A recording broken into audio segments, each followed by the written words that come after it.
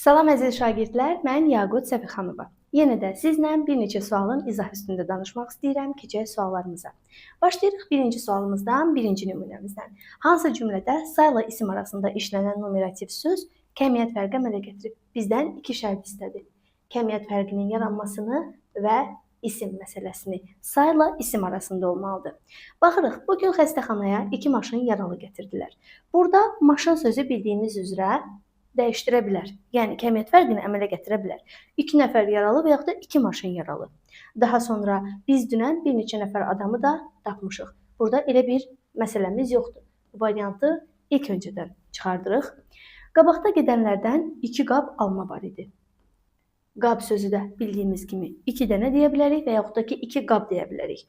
Yəni kəmiyyət fərqi əmələ gətirə bilər. Şəhərdəki tədbirə 2 dəstə gənci apardılar. Aha, burada da elə bir məsələni görmüş oluruq. Yəni, dəstə 2 nəfər desək, kəmiyyət fərqi yarada bilər. Cəmaət elə bilir ki, 5 dəstə qocanı həbsə apardılar. Yenə də dəstəni görürük, yenə də yarada bilər. Amma bizim şərtimiz var idi. Sayla isim arasında olmalıydı. Uşaqlar, baxırsınız, yaralı sözü. Necə yaralı? Və yaxud da baxırsınız, gənc sözü, qoca sözü. Bunların hər birini çıxardacağıq. Nəyə görə? Çünki bunlar dediyimiz kimi sifətdir. Biz isə nə düşünmüşük? Biz isim olmağını istəmişik. Şərtimiz o şəkildə verib və buna görə də rahatlıqla işarələyə bilərik C variantımızı.